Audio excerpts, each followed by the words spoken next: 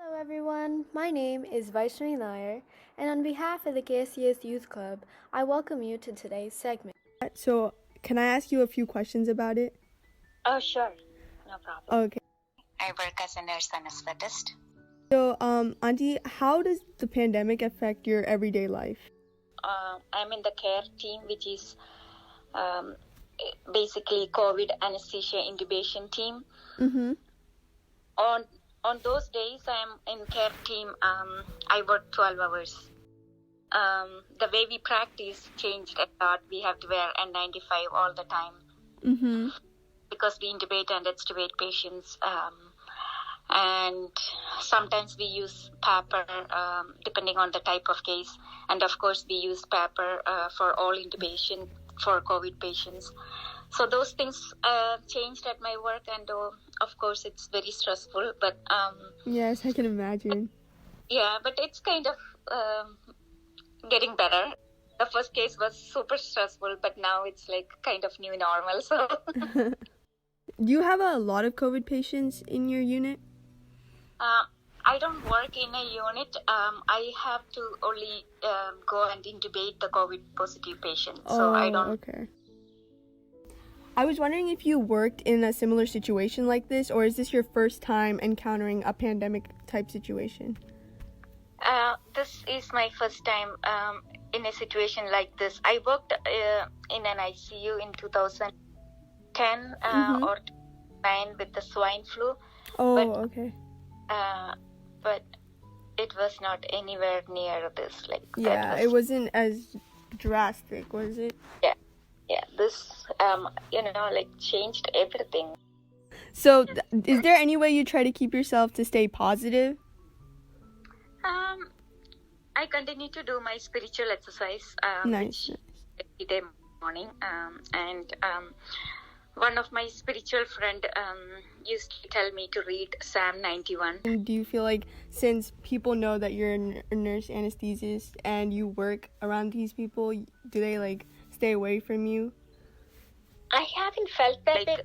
I never felt like people are avoiding me. No, people were very concerned in the beginning. Like everybody used to call, and now it's kind of normal. So you still have the support regardless of working in these kind of situations. Of course, people are really supportive, praying for me, thanking me, and at work we get meal delivered often. So, would you personally prefer to stay home and stay home for the whole day, or is it okay to go out and come back once in a while? Personally, I still would like to stay under restriction at least until we really see the numbers going down. At least I'm doing that for my family. There were a couple of things coming up end of June for my boys, and I said, no, we are not doing it. And I'm still keeping my boys home, not really sending them out to hang out with friends. And I totally understand it's hard. It's hard for me because I miss a lot of things. Yes, definitely. I mean, most of the time people are always outside. In this kind of situation, it's really hard to refrain from leaving the house. It is, especially this weather. It's beautiful. I miss my hiking. I used to go for hiking every Saturday. Really? I miss it. And I already feel like I lost some muscle mass and in my leg, and I gained some fat. It's okay. You can once quarantine's over, you can go hiking as much as you want. But by then it will be really summer, and yeah, it's actually picture perfect weather for hiking. So yes, I'm definitely not going to do any local hiking because there will be a lot of people. But if things get better, I may do some George Washington forest hike or something. Nice.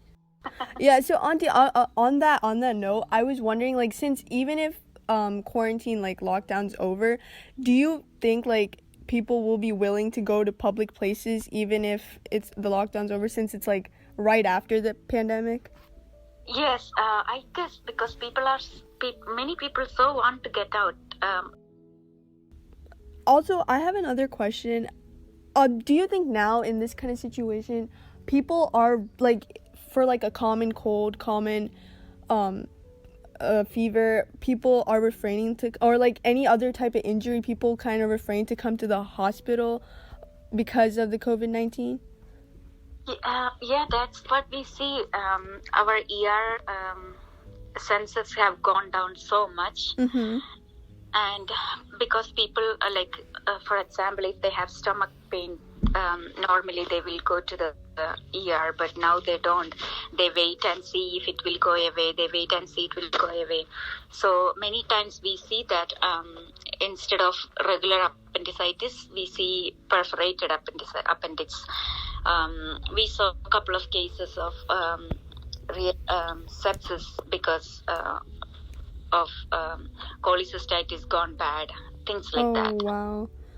Because people are refraining from going to ER. So are the doctors, knowing that people are like staying home instead of coming to the hospital for these kind of situations, are the doctors taking any other type of precautions to communicate to their patients? Yes, most of the offices are reopening with at least 1 or 2 people, and they are doing Zoom or video conference or video consultation. So yes, to my knowledge, most places are starting to do it. Oh, so like the doctors are talking about symptoms through video call and only asking them to come if it's major. Yeah. Understood. So, Auntie, what can you tell the teenagers and adults who are not supervised at home or homeschooled? Try not to go out and hang out with friends. It's very, very tempting, especially the weather is getting better. Mm-hmm. Like, for example, you will think that, I can keep 6 feet distance and go for a run or a bike. I would encourage everybody to continue to do what you are doing right now. Mm-hmm. For maybe 1 month, 2 months, I don't know, but we have to fight this. We have to win. Yes, definitely. COVID to win, right? Yes. We don't want to lose any of our dear ones and near ones, right?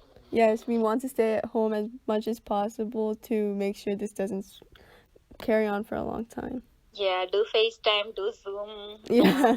Keep talking with your friends and, spend time doing good things. And my boys doesn't do it, but I would really love everybody to, wake up on a regular basis, on regular time, and continue to do what they were doing before. That way, at least there will be a rhythm for the daily life. Like otherwise, I don't know, like if you wake up late and then you can be lazy, can get depressed, and yes. to avoid all those things, if you keep a routine, I guess that will be better. Mm-hmm. So, like, do you have any advice for, like, either parents or kids, like, since they're not getting their extended time off from outside and extracurricular activities? So I am always outside in the evening, like when I come out, mm-hmm. I go to the backyard and do some work. My boys doesn't really like to do it. What do you plant? I have a good garden, but I didn't make it.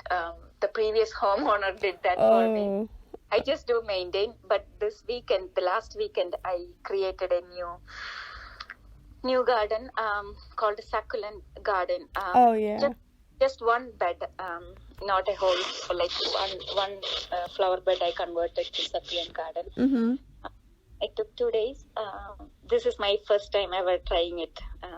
So I don't know how it out, but So, Auntie, what's your overall takeaway about the whole crisis? I mean, what would you like to say to spread the word to people? I would say every day is a blessing. Mm-hmm. Every day you get to spend with your family and loved ones is a blessing. We see a lot of families losing their loved ones. So spend quality time with your family and friends, even if it's through, Zoom or whatever. every day. Thank God for each and every day. Every day is a blessing. That's all I can say. Oh, that's so sweet. Thank you, Auntie.